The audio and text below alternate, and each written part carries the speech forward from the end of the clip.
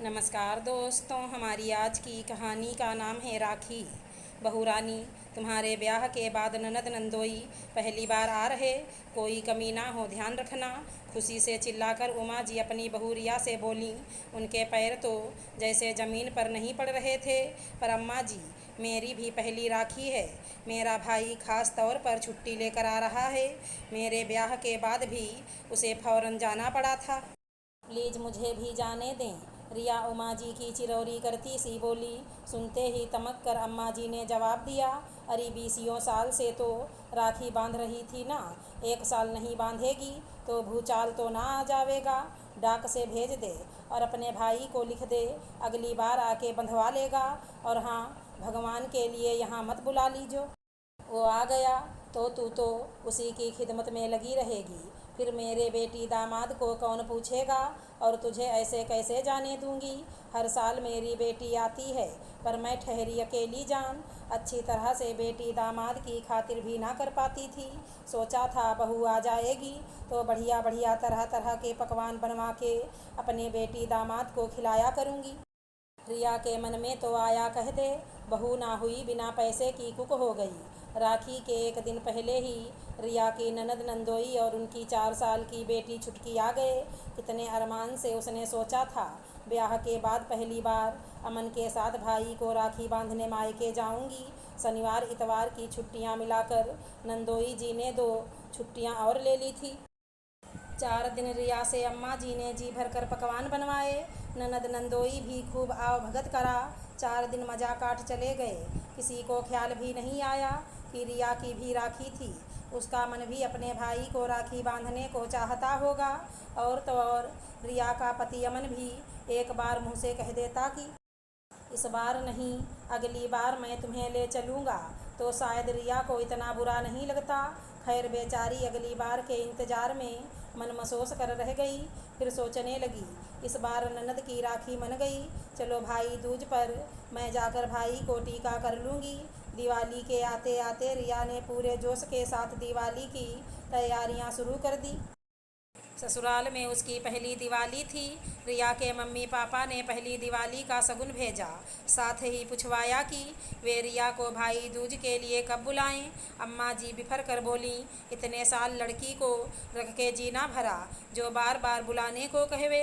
अरे भैया, दूज पर तो अमन के मामा हमसे टीका करवाने आएंगे, घर की बहू कैसे जा सके है। और रिया का भाई दूज मनाने का सपना भी देखते देखते ढहकर धराशायी हो गया। फिर बेचारी मन मसोस कर रह गई। संयोग से रिया के नंदोई की पोस्टिंग उसी शहर में हो गई जहां रिया का मायका था। रिया बहुत खुश थी कि ननद के बहाने से ही सही अब अमन उसे भी उसके मायके ले जाया करेगा। भाई दूज पर रिया ने अम्मा जी को कहा कि वो और अमन चले जाएंगे। अमन अपनी बहन से टीका करा लेंगे और मैं अपने भाई को। इस तरह दोनों के त्यौहार मन जाएंगे। पर अम्मा जी ने तो इस बार कहीं रिया जाने का प्रोग्राम ना बना ले, ये सोचकर अपने भाई और भतीजे को दिवाली और भाई दूज का न्योता पहले से ही दे रखा था। उनकी बात टालने की हिम्मत किसी में नहीं थी।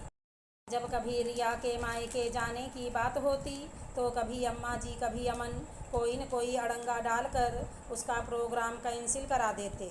अम्मा जी को रिया के घर वालों से रिया और अमन के ब्याह के दिन से ही शिकायत थी कि उन्होंने अम्मा जी की खातिरदारी उनके मन की नहीं की। इसीलिए अमन भी रिया के पिता और भाई से हमेशा ऐठा ऐठा ही रहता। वे दोनों रिया के ऊपर मायके ना जाने का अंकुश लगाकर रिया के माँ बाप को दुखी कर बदला लेना चाहते थे। रिया के घर से कोई आता तो ये दोनों उससे सीधे मुंह बात भी नहीं करते। अमन या तो ससुराल जाता ही नहीं, अगर भूले से चला भी जाता तो मुंह फुलाए रहता। रिया फिर भी इसी को नियति मानकर अपना धर्म निभा रही थी। उसके बूढ़े माँ बाप दुखी होंगे, ये सोच कर चुप रह जाती। ना वह खुद मायके जा पाती, ना ही उसके भाई का आना इन लोगों को सुहाता।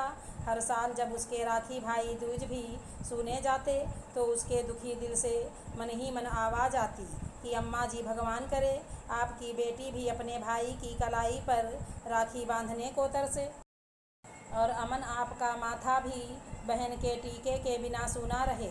कुदरत का खेल देखिए, कुछ समय बाद अमन और उसके जीजा में छोटी सी बात को लेकर ऐसी लड़ाई हुई कि अमन के जीजा ने अमन की बहन को राखी और टीका दोनों पर भेजना बंद करवा दिया। बरसों बाद जब रिया अमन को राखी और भाई दूज के दिन उदास देखती तो उसका दिल अंदर से कचोटता। उसे लगता शायद उसी की बद्दुआ लगी जो उसकी ही तरह अमन के भी राखी और भाई दूज सूने हो गए।